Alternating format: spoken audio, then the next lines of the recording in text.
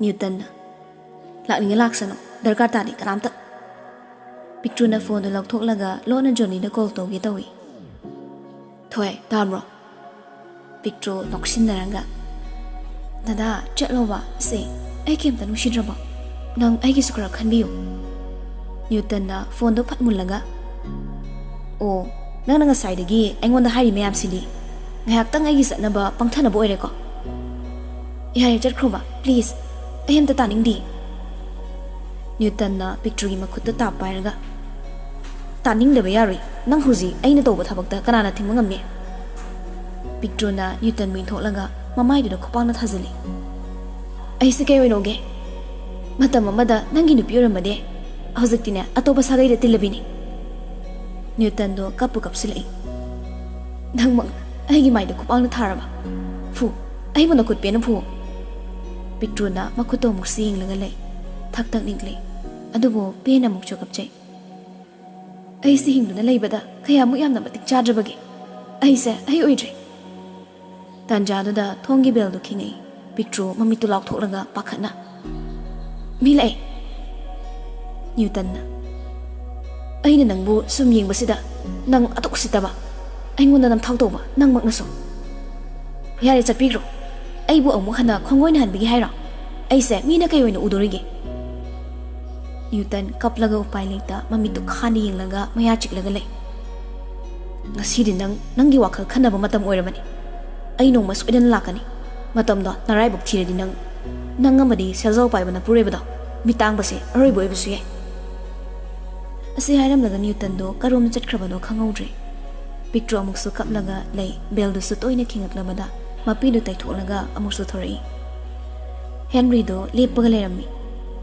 picture Henry da chena console yambo Henry nok fetoraga picture bo makhutu in tholaga kedorange yambo ngantana la ikai gino Henry na magi cheido maraga chatni sumhalaba ngai trabo aina ngana lakpase Johnny kongi aduga thengna lagi ngai kho tuni ai sambige kaisu toroida mitang bai gi saisu pai sini yambo ngai kho Henry noklaga anga nokningdra aina sumaina ga mara chatpase angawa manbra picture ngakna kaidorage yambo Henry dum nokaga angawa manbra ba mayam ga so mimana da manbra yambo nangrang saw phatriba kaisu leitaba mitang bai na mingoda sawgi itika leijadina kaidino ase haragi Henry do sofa do da famthai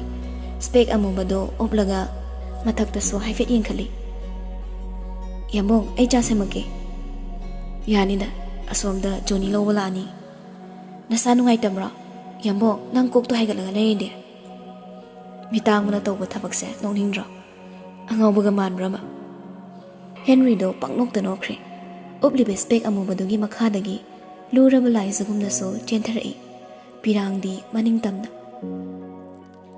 picture masado tu chungkre karino di khangjade Henry gi makhuto paisilaga yam tapna yambo kedorage aingonda sawbra kapanati mitse nasai tinna machangkrini adugini as kaino khangina mitang mai ngona so densina nu shidarbra kaino picture kaplaga yamung no walot kan aingonda sawni malera so adum hairo angaw bisini kay yamung na nangonda sawdoino se ai chana matorangi aingonda nungai ta malera sa haibiro tanjadu da security khar sulai boss ekhoi lai no yor aba picture ngakna yambo nang na moibo ngaside mayum da loina thakhi hai daine security amana madam akhoi boss na soibong da walking chatlan bani yambo amana mo kai dina da khoi boss na bo adumaina haiba kai mem se na bada warabani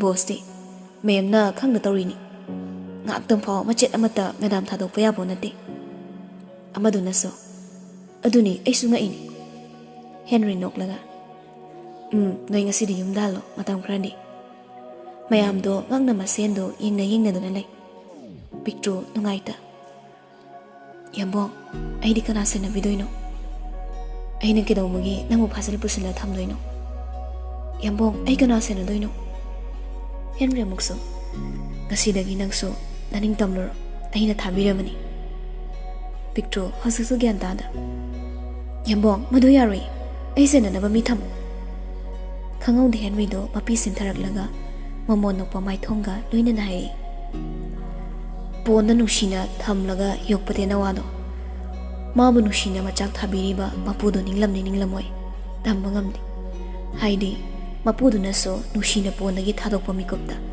maadi maningtamna paikini haibangamra aduga mapudo nushina phana thadoklaso lengdana manaktagi hendokpa ngamdabasu yai tenawaduna ubuk chilpiklaga mapuda ngaki nushiba sarambaso kanana khangni aduna tenawabo ponda yoklaga kanadi masana kari wakhal khali mapuning brahaina yengmana chumloidra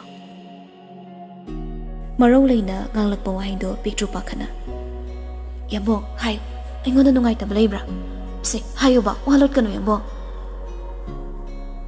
picture gi makokta nushina nan thabiraga ainadi karibu tawba ngamluni Jekna pan lisin kaya thokna kharabaso uchi gi makhuna mana puna mamangan mani tumbani Johnny salai boss lao chalo siro oi boss nan ke ba gi suai toraga leiba Johnny singa sidra picture bo kemda koromje tumin Henry ga chatkre picture masadu kari no khamdana pangpa da pakhatche pangchak thaso sakche Yambo kaino nangna walo lise nangi nuwai tabadi engon haibi bakri kage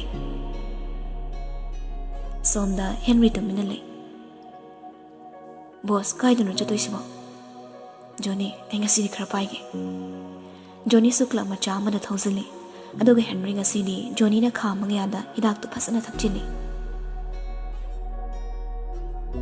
boss yaman kre hairo ngasidi thamoise pina ba thaki khwaidagi nungai bana mini Henry thakpa yaba thaklaga masado hogot pa phongamda uiri le boss chana motorse ngai kho ngaktanga lekise horen thengna hanjinse memda nungai ro boss Henry lon ga phai toranga masu magi thokpa nungai ne mamrai tongzani aisu agi thokpani nungai masi natro punsi haibada mitang ba isu nungai be aina nungai ba loiraga sidokini kanagi da mo hingkini Henry mathong maram khangda marol suda kai nganglamnaga tumina dum thakre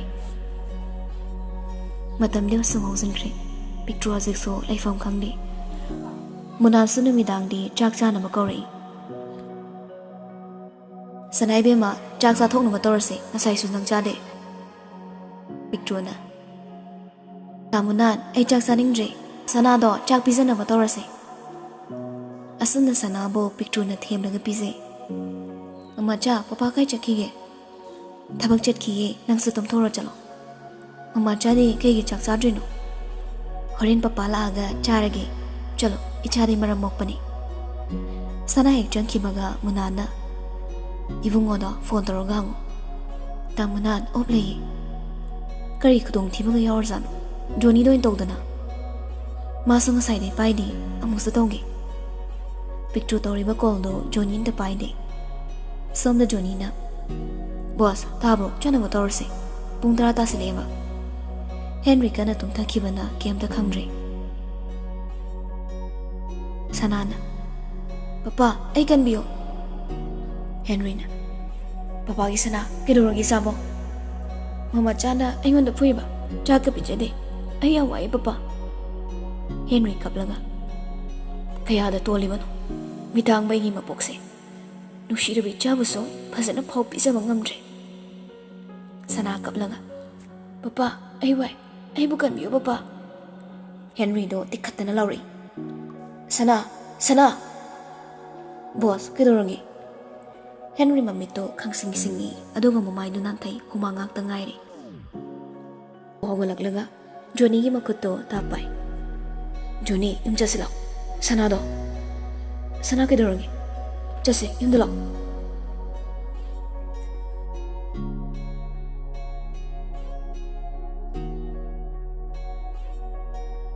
Somna picture common room da phamlaga Henry lakpa ngairi. Picture chakla mana yadre Chaklai hogadawagi tawrabani machinda solei. Yambo nung haloba. Aibu chaksi chara sirane. Chathoklaga ngairagi. Pictro chawdo khra khaidolaga chai. Tanjado da thongi beldo sukhingai. Nahat kedi security thambani hadakti leitrabani na picture na hogolaga hangi tawi machinda sa soli. Kana buirazano chaka zapam khangre. Wadu loiba nangde picture na. Yambo Henry masado khra sohai aduga noklaga haire. Yam yelabo ina. Johnny na. Ngai ko se boss amta ngai ko ba. Henry na khon kalapna. Kai no kai ngai de no. Ni sak sa phom khang drai du di. Ai lak ta na. Charam basak to picture ko thokning ma phori. Machin da wai ama faw ka mangam re. Milu dagi pirang sinthare. Henry madu amta uba na tre. Maso da hairaga mara mara chali. Kadai da kana leiri kari lei. Karim ta ni li khang da khai chatli bani amuk sa tu sile. Boss ngai ko to na togi. Henry yu ngawra bani na kem ta hai ni hai roi khang re. Ai sira sune kem da darkar oi dre. Mittangba ini ai lak ni khan bada wana ba mi su leram ni. Johnny na namdana Henry hong da pusinki. Picture makut po hamre. Leki ba khongpham na leplaga tumina tinga maingak na lei. Johnny thorak laga picture na thosin pa na lepaga leram mado ubana nok laga. Ma'am thonglo sin na ngai ramira. Picture amuke na thamoi soi. Machin dagi wai ama faw kam thokpa ngamdre. Tingak yeng laga lehori. Moi ne ngona nungai tisabo kaigino. Asum na maso Henry gi manak changakle. Henry na ningai dana tumlam mado ombada. Picture Henry gi manak changlaga nushi na mamai do nalaga. Ai ngona war risibo kaigino. Nungai dana lei doksaro. Ai biyum sidagi chatkhrai biyo. Ai na maram oiraga. Yambo ngasi gi pibam se yohan badi ai pamni. Ai gi raldo takpi ba kedogi. Henry na churolo lei. Angang nang ai bu thado ga chatkino. Ai yang wai. Nang chatkino. Kaino yambo. Nang na ai myam sibo. Ai thado ga chatwi. Asumna namito maukri. Mathangi namito nongalaga picture makeup thorakpada. Henry do phamung da phamlaga lerami. Yambo. Henry na makutu maraga. Angang Engrang kay keno khra hai khramale nang sonu ko yamung nang kidorage ai nang ai yamung oidre Henry nok laga angaw bo manbra yambo ai yam ware ba nang na nungai ta ba pen da ba do aingon da hayo kedoge nushiramo nangi khutse mi goi khrani ai de adumai to gono yambo anga ai thabak chatoini se solon silangi Nangka kai manak chatning asal chalo. Se opuso ne se. Picture Henry ki makutu chinglaga. Yambo. Angang se adumai tong no se. Tong ni ai sinai di. Thado omi nangbo. Picture masadu phogo laklaga. Makuk tu ngarok tana phamung da lek tharai. Henry mamit udrabani na kari togi di khang manate. Picture hi masa nom laga. Anga kidorage tabur se. Picture kem da khumukti ngak tang gyan mang khramale Henry na Lauri Tamunan doctor ko se anga se kenom tokre kudak da doctor ko raga yengali Henry pakhatna doctor na pido noklaga Congratulations Mr. Henry ngakna kaiba nang mapaw ngadori Henry ngakna harauba na masado kaino matawkre makutu tingthoklaga Thank you doctor nang pitu so masana makutu tingthoklaga Welcome Henry nokla mamai thongdo thangnama mikupta miludagi pirang su sintarai Sanana Papa ikai mama chana ichalama pu ani ko Henry masado sanabu mathada kolaga nushina marai bakta chupi Johnny na Boss, congratulations. Henry no petori. Johnny na. Kapiro. Kaptena. As nungai ba mi kupsira. Thamoy de lai ba chaina sa. Mas imti yaudredi ai si kya da laiba phagadabano. Boss henjina so khalono da. Henry na khalaro yade. Thamoi sida karino khangdaba chaina amana ai wana da kafale. Imit si udriso bali be na ni sina banglam laba. Karigumba mata taramdraba. Ai harau raunda noklaga leramni. Johnny ni Henry ba konsili aduga. Yare se boss me na muktaraga nungairui. Aduna faradra. Nga kitungda picture simi kap thorakli. Picture machinda soli. Yambo. Henry na picture gi manak changsilaga. Anga nang kem ta tongdrabo. Tongdre. Yambo nang aside thabuk chalano. Ai gi nak talayo. Wa nga ngano nga. Nasado tumina layo. Doctor na yam lengano na haibani. Kare doctor aba. Doctor la ami. Sana changsilaga picture gi mabukta machinda chuplaga. Harau nairi. Mama cha aikhoi chela macha ba poni hai doctor na. Picture tikhatna na lauri. Ha asing baira. Yambo asing braba. Ayam harawe. Henry na picture gi makok na laga. Tumina potharo ko. Chatpa yarui. Yambo ai nak ta dum lei dong ni. Anga Mittangba ini yum des umlai basa pakjabrane. Yambo nang ai si kroraba. Nasado yarui wakana ngangano ba. Ai bosuk thajada ba. Yambo ai ngasi disi kini. Anga ngai ko se ai wai ge ba. Taning de kemta. Johnny ga munan ga so noklaga changai. Boss ngasi de khoi gi mela tori chalu se. Henry na. Wathi warem ai pamdi. Munana. Ibungo ngasi gi nungare manumisida chasi sanai be masu yauna. Sanana. Papa melayang bachase ba. Munana. Ngak tangurasu yawiruse. Johnny na. Boss ngasi de ai ma yingbiu aina chatna basin mani. Sanana. Mama cha melayang bachasi ko. Picture na. Sana mama cha lak ning da. Mama cha nang kapiro. Kapti ai kaptoino. Ai shu khangi papa na mama cha da ngang bado. Mayam do haimandana Henry so hoi chalasi na haire. Johnny na. Boss ka mem ga ma puna lakmino. Ai ko chatlamangi driver sa thalamangi. Henry na. Lushilanga laangi. Mayam do hek chatkibaga Henry suma gi thokpa lushile. Picture da kem tai ne. Picture Henry manak lepaga. Yambung nang ai nusidraba. Nga chalo selo selo. Nang yengna mayam se chatoy ni. Mittangba yengna manate. Wahai kudingi Mittangba. Ai bu nusi manate. Ai su khangi. Yambung na hen bathi bo iramni. Henry na khon kalamna. Angang nang hai ba yari ne pangai hai gana. Ai su kayo nonge. Nang na isibo kayo nonge ba. Chumi ai di Mittangba ni. Karim ta khangaroi uraroi sinatro. Pali bay nani sa sidi pangdi mi amana haibo ngangba loina taba ngami. Yamung na hiningi se kaino. Ai di kem taining dena ai taning de.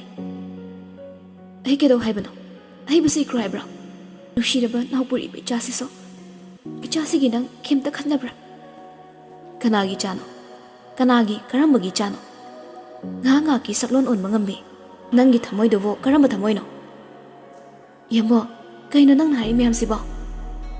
Henry na ngarang tokkiba singdo wari wini litharai. Picture na ngangkiba mayam Newton na ngangba mayam. Picture taba ngamdra mali dikhatana lauri. Yare yambo tokpiro ai taba ngamdre.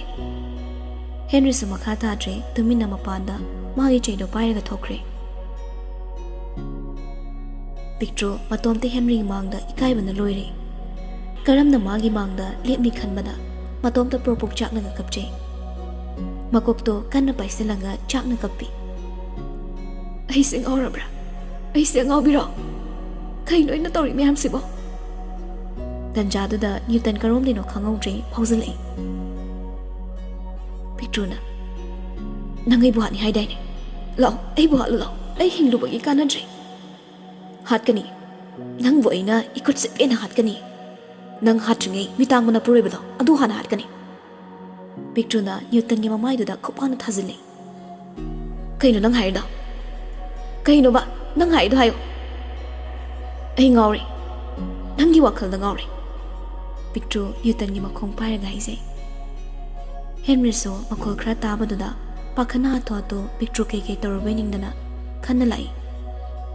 Pictuna Dada nangai bu nushiraba. Hayo ai bu nushiraba ba. Nushi badunani Mittangba nangina puribado hatni harise. Henry masadu soi laukri. Prapra makutu maraga yam thuna chatna batoi. Driver duga tawraga chatkri. Pictuna Nangi thamoi na ngamni haradi halo. Ai busu Yambung busu pikli basan asu halo. Pamit su uba pangdraba mana kari phoramni. Aina sumna tawi haibada mana khangladi nangna hatrabasu ai sini. Pictu thongnau du hangdoklaga chongtharaga sige dawi. Newton na pharaga Thoi nang du mai togano. Ai nang bayam nushi. Nang nei nushi di ahen bathi ba nushi bani. Ai bata se na nushi banate. Nang nei ba nushi di asumna kai dong da tawro. Hai nei mayam nushi badi ka thokpani. Adubu ai di ai nushi ba bo ka thoklaga mingona sinaba ngamoi. Ai pukchel pi esa haisa sano. Fatti haisa haisa sano. Aduda ai buhalo. Nang yam phatti. Kahigino asumna tawri base ba. Pictuna ngang mayam no ni tanso Henry phibam do nungai taba phori.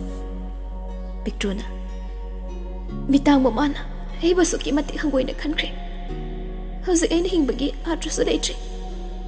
Ai gi khoji khada mitam liba nushira ba mami si basu serada no ubi. Ai di phata basu tawdi. Ai tawdi. Yare to ai daba ngamdre. Thoi nangna dum na kappaga ai yingba ngamdi. Ai nongonda amu hanusu yelaroi. Mapoksi magi oina sakse ularoi. Dada Newton na Pictu gi marai bakta nushina chupi. Aduga makokto nan tharanga hairi. Kasidagi nang aigi chan oirabani. Ichandi laibak fabido oyo. Nungaibada nangi saruk oyo ko. Dada chalagi. Pictu Newton chatkibado yenglaga lehauri karisu haida tumina lei.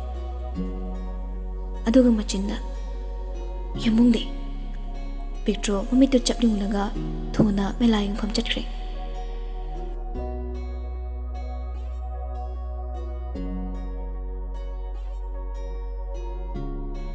Somdana Johnny na Boss kidorange Henry do pakap ta kapi wadim ta sungangde. Johnny so angang singa ta khitra khana Henry wasai da puthoklanga. Boss aingonda hayo kidorange ba. Henry kappaga Johnny da mana tingnaba khangba pumna maktami. Johnny na memsa su puchel pi sibu kayina mana sumna toranga boss ta waba sum piba oiradine ai haige chatkrona. Mamai du kai basu khangradi ai haige ngasi di ai yam sauningi. Boss law napa duga chapchabi wari sanase. Henry ga Newton ga sanari ba wari do Pictu nakanda lepaga yengdaga lei. Machinda susole ai semira natraga karamba makhal isano. Matomte kai zarakle masana masabo yam hanthana khanjai. Ai amu hana moi magda lepaga chatpa ngamarai. Ai sibga chapmani. Amuk hana Henry gi mangda leplaroi khanna matom ta ngawi gum chenkre. Henry na magi pamado tawjarasano. Madu yaroi da boss. Nupado ai mongona kariyum raini adugo chatkrasano memso. Henry so Johnny na namdana puraga lakli.